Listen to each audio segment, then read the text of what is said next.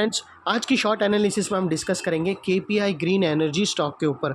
दोस्तों, ये स्टॉक अगर आप देखो तो अप्रैल 2024 से करेक्शन के अंदर चल रहा है। मोटा मोटी देखो तो दोस्तों इसने 4 महीने यानी पूरा एक क्वार्टर करेक्शन में बिता दिया।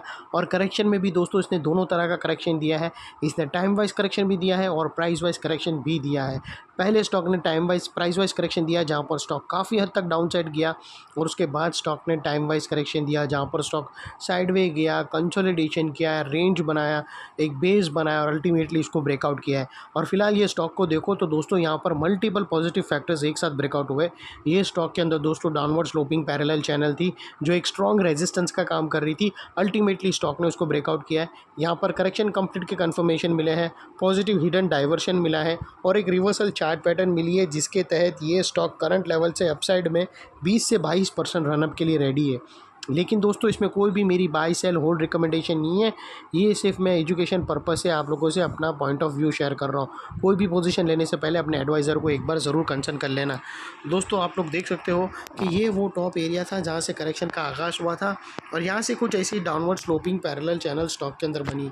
और जब तक दोस्तों स्टॉक ये डाउनवर्ड स्लोपिंग पैरेलल चैनल में रहा, ये प्राइस वाइज करेक्शन होता गया और back to back lower lows hit देता गया। दोस्तों, अगर आप देखो तो पहला लोअर लोज यहाँ हिट हुआ, सेकेंड लोअर लोज यहाँ हिट हुआ, थर्ड लोअर लोज यहाँ हिट हुआ और फोर्थ यहाँ पर। और जैसे ही दोस्तों ये downward sloping parallel channel upside में ब्रेकआउट हुई, इसने मल्टीपल हायर हाइज को एक साथ ब्रेक करके उसके above high volume sustain closing देकर कंफर्म कर दिया करेक्शन इज़ कंप्लीटेड। यहाँ पर दो बड़ी चीज़ एक साथ हमें मिली दोस्तों। पहला तो इसने डाउनवर्ड स्लोपिंग पैरेलल चैनल को अपसाइड में ब्रेक किया जिसकी वजह से जो स्ट्रेट डाउन साइड गिरावट आ रही थी वो रुक गई। और सेकेंडली इसके अंदर जो back to back lower lows hit होने की जो चेन बनी थी उसे तोड़कर उसके अगेंस्ट में इसने first time higher highs register किया, जो हमें कंफर्म करता है कि स्टॉक के अंदर करेक्शन कंप्लीटेड। यहाँ पर बॉटम लग गई है और अपसाइड का ट्रेंड लग गया है। और अनलेस एंड अनटिल दोस्तों ये स्टॉक कोई नया लोअर लोज हिट ना कर दे या फिर पुराने लोअर लोज के नीचे क्लोजिंग ना मिले, तब तक हम यही मानकर चलेंगे कि स्टॉक के अंदर बॉटम लग गई है। और दोस्तों देख लेते हैं डाइवर्शन का पार्ट। तो दोस्तों अगर मैं आप लोगों को RSI डालकर दिखाऊँ तो यहाँ पर तुम्हें clearly positive diversion, hidden diversion मिलेगा। दोस्तों प्राइस एक्शन के जो लोअर लो स्विंग है, अगर आप उसको कंपेयर करो RSI के लोअर लो स्विंग से, तो आपको डाइवर्शन मिलेगा। प्राइस एक्शन के जो लोअर लो स्विंग है दोस्तों अगर आप देखो यहाँ से, तो वो अपसाइड में टिल्ट हुए हैं। और वही एरिया में दोस्तों अगर आप RSI के देखो तो वो डाउन साइड में टिल्ट हुआ है और यहाँ से हमें ब्रेकआउट मिला है जो स्टॉक के अंदर एक अपसाइड मोमेंटम पंप करेगा। और सेकेंडली दोस्तों देख लेते हैं चार्ट पैटर्न का बात। तो दोस्तों अगर मैं आप लोगों को बताऊं तो यहाँ पर एक ज़बरदस्त रिवर्सल चार्ट पैटर्न मिली है दोस्तों, और वो दोस्तों चार्ट पैटर्न है राउंडिंग बॉटम। दोस्तों अगर आप देखो तो यहाँ पर क्लियरली हमें राउंडिंग बॉटम ब्रेकआउट होते हुए मिली है और इसकी जो नेकलाइन निकल कर आती है दोस्तों वो समवेयर अराउंड 1053।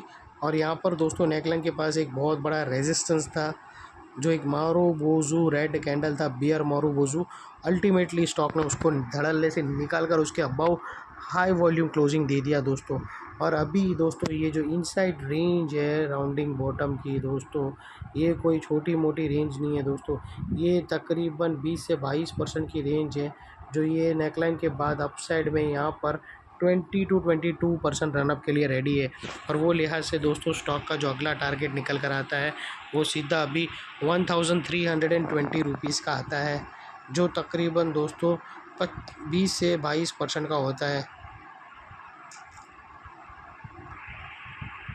और दोस्तों यहाँ पर अगर आपको स्टॉप लॉस रखना हो तो मल्टीपल ऑप्शन अवेलेबल है।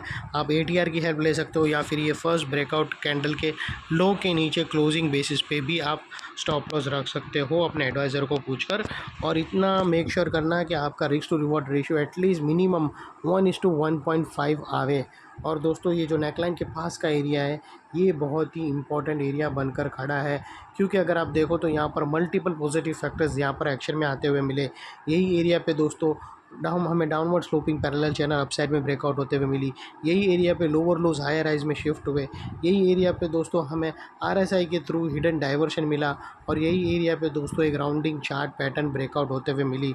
तो दोस्तों जो एरिया अभी तक एक स्ट्रॉन्ग रेजिस्टेंस था वो अल्टीमेटली स्ट्रॉन्ग सपोर्ट बनकर खड़ा है।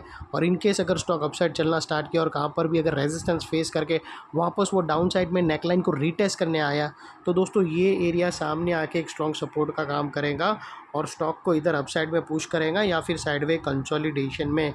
और इतने बड़े स्ट्रॉन्ग सपोर्ट के नीचे हमारा स्टॉप लॉस रहेगा दोस्तों, जो आसानी से हीट नहीं होगा।